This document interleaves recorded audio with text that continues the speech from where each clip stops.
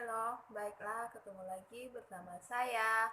Pertama-tama saya ucapkan Assalamualaikum warahmatullahi wabarakatuh. Perkenalkan, nama saya Eni Widiawati, BP 19011030. Saya mahasiswa dari Stipang Padang, Sekolah Tinggi Ilmu Farmasi Padang. Saya dari kelas 2A. Baiklah, di sini saya akan menjelaskan teori tentang sistem saraf tepi. Berikut videonya.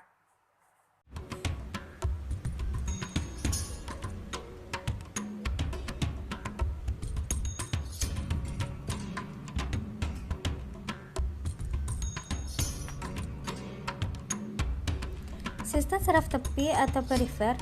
Sistem saraf tepi berfungsi menghubungkan sistem saraf pusat dengan organ-organ tubuh berdasarkan arah impuls. Saraf tepi terbagi menjadi dua, saraf tepi areferen dan sistem saraf eferen. Eferen membawa impuls dari reseptor ke saraf pusat, eferen membawa impuls dari saraf pusat ke efektor. Sistem saraf tepi perifer. Sistem saraf tepi terbagi dua, yaitu sistem saraf somatik dan sistem saraf otonom.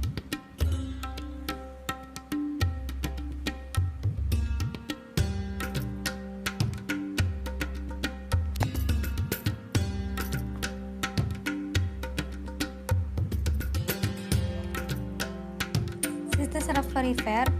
Sistem saraf somatik terdiri atas 12 pasang otak dan 31 pasang saraf sumsum tulang belakang.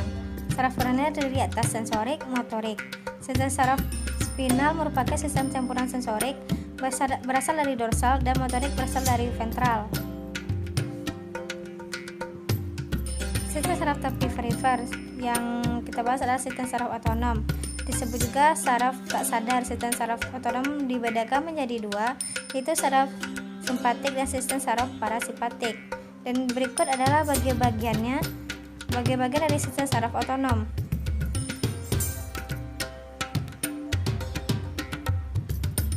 Gerak refleks adalah gerak cepat yang terdiri sebagai mekanisme respon untuk menggelak dari rangsangan yang membahayakan.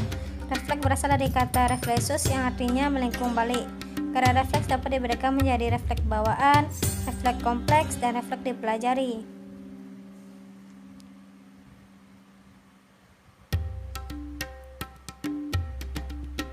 Alat indera. Alat indera adalah organ yang peka terhadap rangsangan tertentu. Manusia memiliki 5 alat indera, yaitu mata, telinga, hidung, dan terakhir kulit. Sebenarnya kulit tidak termasuk ya guys, karena di seluruh tubuh terdapat bagian kulit itu. Yang pertama kita akan membahas tentang mata. Mata adalah alat indera yang peka terhadap cahaya. Mata dilindungi oleh alis, kelopak mata, dan kelenjar air mata. Berikut di samping itu adalah gambar bagian mata. Yang di bawah tuh ada saraf optik namanya ya guys. Mata. Sklera adalah lapisan terluar keras dan berwarna putih mata. Bagian depan lapisan ini menonjol dan disebut kornea. Dan di samping ini juga adalah bagian-bagiannya.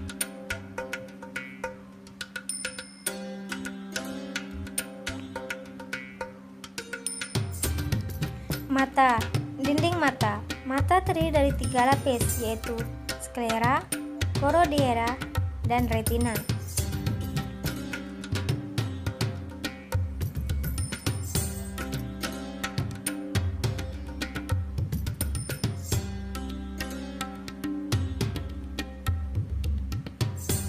Lensa mata terletak di belakang pupil, berfungsi membentuk bayangan benda.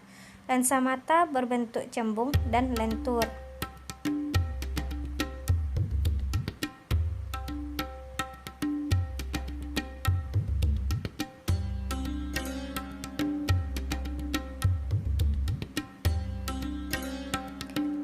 Choroidea merupakan lapisan kedua, mengandung banyak pembuluh darah. Bagian depan lapisan ini sedikit terbuka dan disebut dengan pupil. Sel-sel choroidea di sekitar pupil mengandung warna yang disebut iris.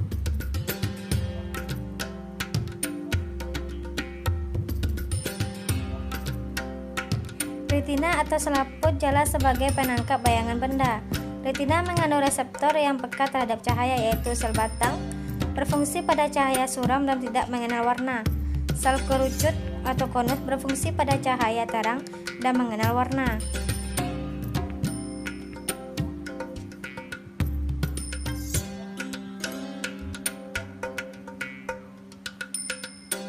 Dan yang kedua ada telinga. Telinga adalah organ yang peka terhadap suara.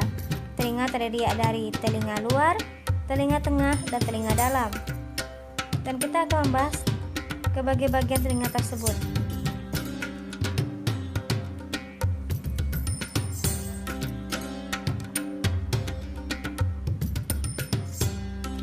Yang pertama kita akan membahas tentang telinga luar. Telinga luar terdiri atas daun telinga, lubang telinga, dan gendang telinga.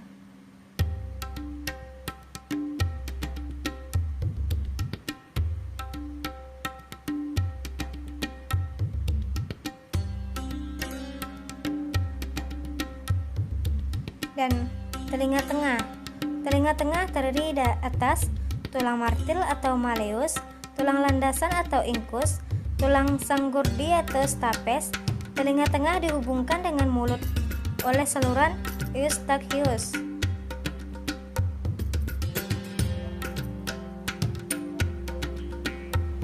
Dan berikut juga ada bagian-bagian telinga dalam.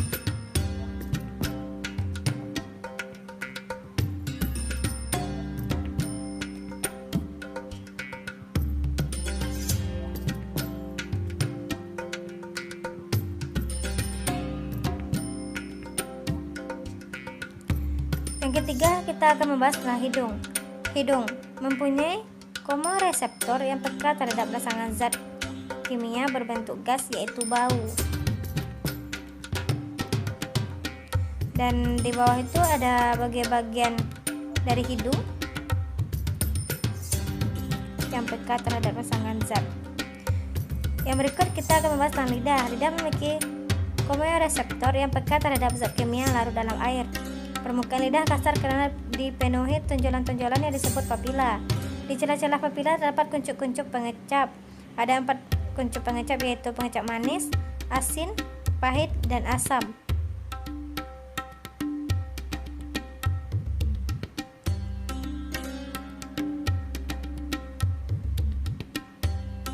Kulit adalah indera yang peka terhadap rangsangan berupa sentuhan, tekanan, sakit, dan panas ataupun dingin.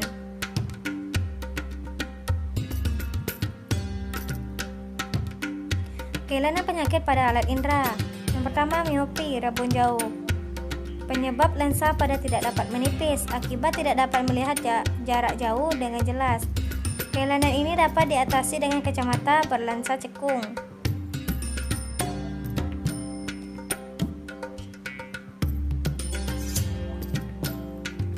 Kelainan penyakit pada alat indera yang kedua ada astigmatis, mata silindris. Penyebab bola mata tidak bulat akibat tidak dapat melihat garis-garis horizontal atau vertikal bersamaan. Kelainan ini dapat diatasi dengan kacamata silindris.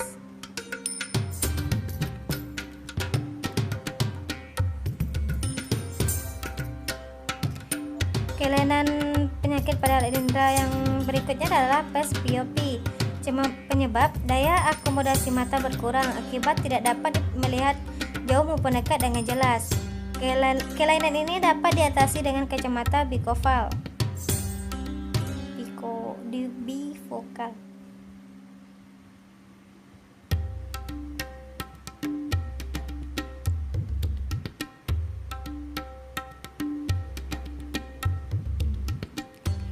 Ada berikutnya hipermetropi, rabun dekat. Penyebab lensa mata tidak dapat menebal. Akibatnya tidak dapat melihat dekat dengan jelas. Kelainan ini dapat diatasi dengan kacamata berlensa cembung.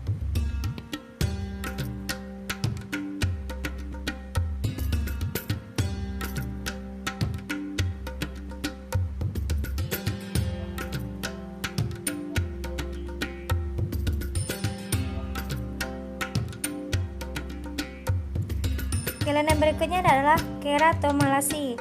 Penyebabnya kekurangan vitamin A yang parah. Akibat kornea mata keruh, permukaan mata kering dan kasar, dan penglihatan berkurang hingga kebutaan.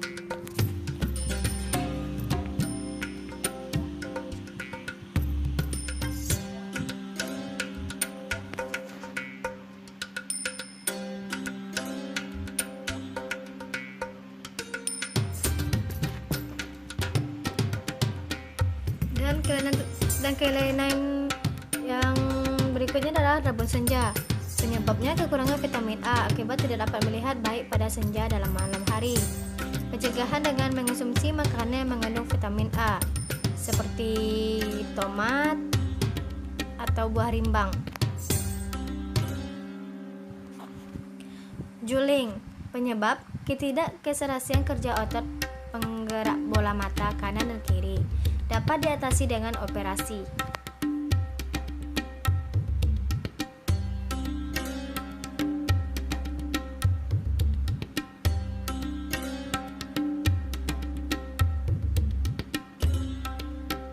Katarak, penyebab lensa mata keruh dan kabur. Akibatnya, cahaya tidak sampai ke retina, dapat diatasi juga dengan operasi.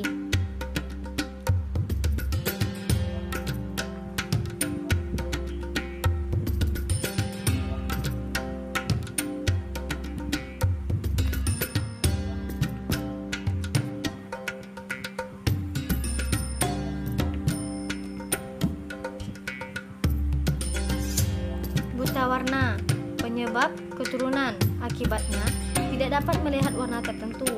Kelainan ini tidak dapat disembuhkan, lebih banyak menyerang laki-laki.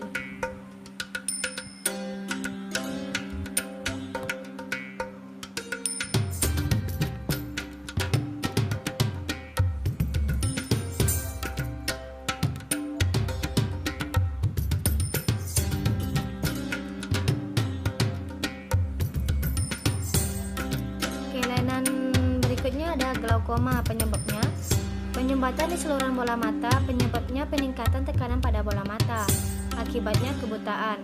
Kelainan ini dapat diatasi dengan obat-obatan dan operasi.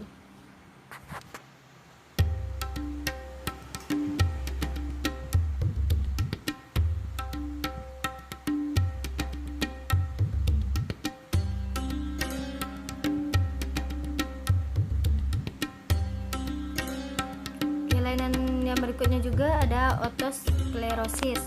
Penyebabnya tulang senggundi kaku dan tidak dapat bergerak leluasa.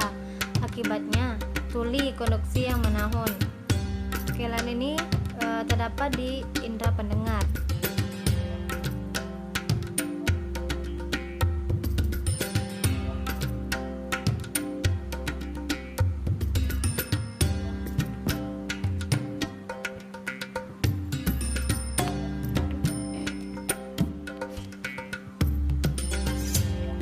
Dan ada juga radang telinga, penyebab bakteri dan virus.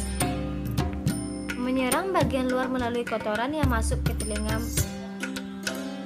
ketika kita berenang. Menyerang bagian dalam, bakteri atau virus masuk dari rongga mulut melalui saluran eustachius.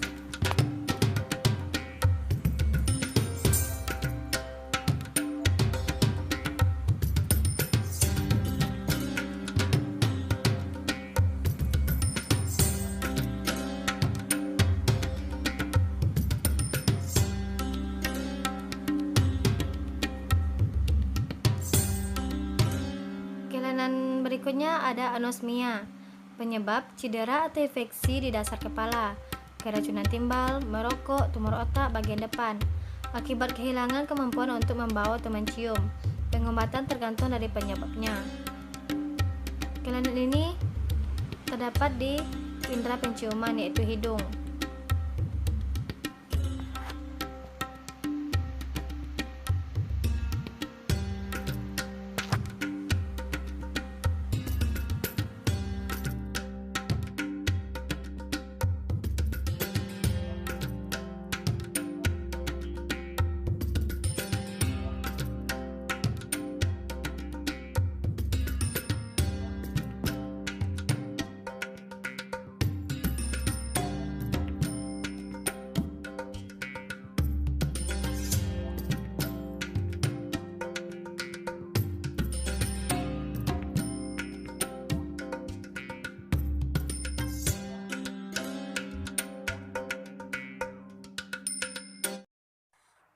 Baiklah, sekian dari penjelasan teori sistem saraf tepi dari saya. Apabila ada salah kata, mohon dimaafkan. Wabillahi taufiq wal hidayah. Wassalamualaikum warahmatullahi wabarakatuh.